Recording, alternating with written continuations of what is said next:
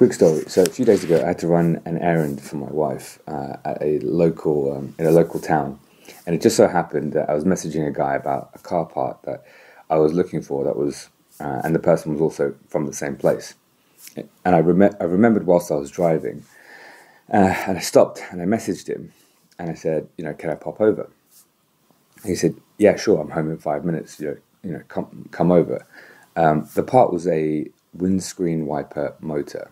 I haven't confirmed. I don't know for sure if the part isn't working, but Manir, the guy who had the car initially, he just said, look, you're going to need a new motor because there's something wrong with it. So I was dead set on getting this new motor. Looked everywhere on eBay. I went to the local places, EB Spares, spoke to Wayne Ellett, EMC Racing. No one has this new wiper motor. So I dropped a message in the Facebook group. Someone messages me and says, yeah, I have one. This is the same person from the town that I'm going to. So, yeah, he messages me and says, come over. And he says, I've got, you can either meet me at home or you can meet me at the unit. Obviously, I'm going to go to the unit.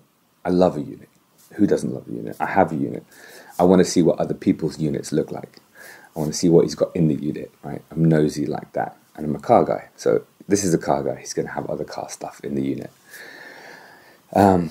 So he gives me the address. I head over there, and I just couldn't believe what I saw. I mean, I'm not going to, I don't want to over-exaggerate this, because for some people, his unit is just a field with some houses in it. But to me, I just saw the dream. This was the dream.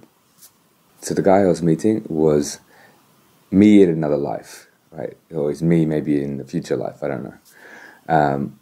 It was just beautiful. I arrived at this unit, the gates opened, and there was just plot of land. Lots of these very charming small barns and containers and things like that, which doesn't sound great, but to a car guy, it was quite romantic. So there were, and it just got better and better. So the first thing that I saw was this Alfa 75 that was just sitting there in the field. I'm going to stop talking. I'll show you in a second. But this car was, it was completely. I mean, the first thing I saw was an Alfa 75 just sort of sitting there rotting in the middle of the field, and it's always really interesting to see when you see a car like that, because it's obviously had a story in the past. So there's some events that have led up to it at that point. What is it? What's happened? What's the car story? Where's it come from? Who owned it? And then the second thing is, it's a future potential as well, right? It's just sitting there in a potential state. So it's either going to die and be scrapped, which is probably most likely in this instance, or someone can come along and rescue it. I mean, you've seen Ferraris and Porsches and things like that in far worse condition being restored and rescued and saved. Unfortunately, because of the values and the state of the market for Alfa 75s, probably looks like this one's going to die, which is sad. Anyway, it was pretty cool. The point I'm making is, what's the point? The point of this story is, in this, I waste a lot of time on cars and parts, but the cool thing is that once in a while you just meet new people, and you experience, you get to experience their passion, and really that's the coolest thing about classic cars and car ownership and things like that. It's just meeting people and seeing that the passion that they have for a brand, in this case, old Alfas. It's pretty cool. Anyway, watch the video. So I wasn't prepared to make any kind of content when I arrived here, but the owner very kindly allowed me to make a couple of videos just on the proviso that he wouldn't be on camera himself. I mean, this place is just gorgeous. Wish you guys could smell the wood-burning stoves in the background. Stunning. Let's have a look. What's going on in here? Oh my God, this place is an absolute dream. We've just cleared this. we're knocking it down to rebuild it. That's why one of the reasons why I was trying to offload as much stuff as possible. But you can see, I mean, I had a whole row of 75 steering wheels, dashes, you name it. You know, it's all stuff that's I've acquired over the years, but I'm slowly trying to get rid of it. You know. It's a treasure trove. Like everything, I suppose, once I get rid of it, it will all go up in value. I'm sure. What dash is that from? That's from an Alfa saloon that I bought many years ago. You don't even get them anymore, they just don't come about. The reason I kept it is because it's a right-hand drive one. So, do you know, someone will want well, that. It's a pretty cool frame that you've got for holding dashes as well. Yeah, it used to be full of dashes, actually. I've kind of sold some of them to get rid of them. I'll tell you what, one of the things, I never liked the Alfa 75 dash, and I wanted to backdate it with like a GTV. Yeah. There was like some of the old GTV dashes are really nice. Yeah, I actually got some of them. Yeah, no, the one with the single pod in it, I can't remember what that. So what happened was this guy put these chairs for sale on eBay, and it's them grey cloth ones there, and these three here. Yeah. And I thought, early car ones, you know, they come from the early Sprint GT, and I bought these seats. Yeah. And then when I spoke to him, he says, oh yeah, you'll be collecting them, and he says, I've got other stuff you may be interested in. Of course, when I got there, it had tons of stuff, and had new wings, new rear wings, all these brand new panels that you definitely can't buy today.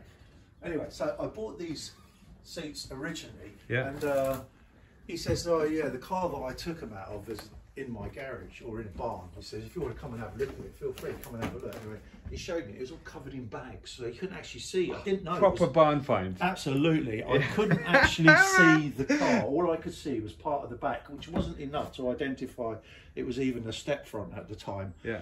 And I said, well, I'd be interested one day, you know, if you ever decided that you wanted to sell it. And he was still selling bits of it, like the fuse box and... What was he thinking? He was taking... Yeah. What was he thinking? Well, he just didn't know what he had, basically. Yeah. Anyway, I ended up buying all them bits and pieces, and I says, well, can't I just buy the car off you? He says, but it's really rotten. And anyway, I won't tell you what I paid for it, because it was a long time ago, so I've had it for quite a few years. Yeah, yeah. And, well, the old, you know, when I got it back and I did all the research on it, it came back as, I think it's the very first. 005, and it, so is this the very, this is a 105, so this is the very first 105 or the very first Scalino? It's the very first 105 Sprint GT right-hand drive, Alfa Romeo Sprint GT that came to this country, right? There was only one ever earlier one, right?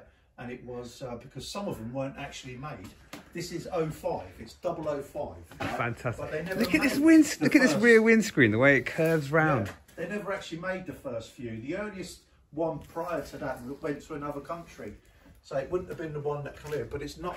No one knows where that one is, so it's probably long gone. So this is the earliest known survivor, but it was definitely the first one that ever come to this country. Mick, thank you for that story. That's fabulous. That is fabulous. Yeah, I really want to get it sorted out, you know. Well, you will get it sorted out, and when you do get it sorted out, I'm going to come back here. Yeah, yeah, definitely, mate. You know, what we need to do is all link up at some of these shows. You know, I would love to. It's been such a pleasure, honestly. Thank you. Yeah. Well, you know, I've just started this thing, so I'm not particularly good at but so this Alfa 75. Yes, I got this from this guy, and he said to me, you can only have it if you restore it. So as we started looking at it, it started to realise it was a bit beyond restoration. You know? Do you know, it's a shame really, because these cars, look, you can throw money at anything, and you can restore absolutely anything. You can make something, you know, completely from scratch. But unfortunately, at the moment, they're just not worth it. No, they have to draw the line somewhere. On this particular model, these are the Veloci models. These are the early twin sparks, and they didn't really do. They did it in the 3 litre. Yeah. They only made so many of these 75 twin spark Velocis. And but the problem is with this guy, he abandoned it. He started it, he abandoned it. It just got so bad. But I scrapped better shells recently, you know. So it's hard to bring yourself to do something. It is. I tell you what though, the number of times I've passed by, like not necessarily Alphas and stuff like that, but I've passed up the opportunity of really nice cars. Yeah. I'm going to say like really nice cars in sorry condition, maybe not as sorry as this, but then 5 years goes by, 10 years goes by, and it's like, you know what, that really would have been worth restoring. Yeah, the values change. The values change, right? The values change. And yeah, well, no sooner did I get rid of them 70. okay, so this is the bit that I need. I didn't actually know what it looked like, and I think I'm going to need these handles as well. That definitely feels a lot better than on my car. Headlining. Oh, there's a shot. I can't actually open that. I don't think the driver's side out. Oh, it's fine. Okay, that is probably what an original 75 steering wheel looks like. Got a few original ones actually. It's got a centre glove box in there. Let's see if I can have a look around the other side. Do you mind if I pop the lift up the bonnet? No, it's for you, mate. All right. So what? This is a twin spark engine. No, that's a 1300 GT Junior engine. Okay. That's a 75 so this is what 3-litre engine. This has got another name for it, isn't it? This is what they call the Nord engine. Nord, that's it. Yeah. It's called the Nord engine. Yeah. Okay. Yeah. So that's a 75 3.0. Yeah, and that's a cloverleaf engine. Some people, they swap all the gubbins from the 75, you know, because it's got a distributor on it. Yeah. And they go and they have coils and go cloverleaf, which is a lot more horsepower. See, I'm thinking about doing this, but here's the thing. Look at that engine. Yeah. Look how symmetrical and beautiful it is. That's right. That one, because it's transverse, it kind of, you need to look at it this way, and fine, those things are nice and shiny. It doesn't look as pleasing to the eye. Pleasing is exactly the right word. This is pleasing. I've got one of these. I'll put one of these. Well, actually, it's a bit of one of these, a bit of one of them. Yeah. The cloverleaf injection system, and it's a 916 Spider block. Yeah. And 75 heads. Yeah. Combined all three together, and I put it in one of them.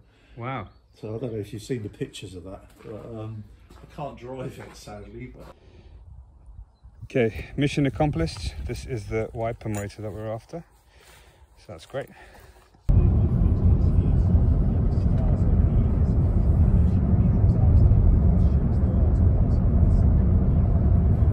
Turn right.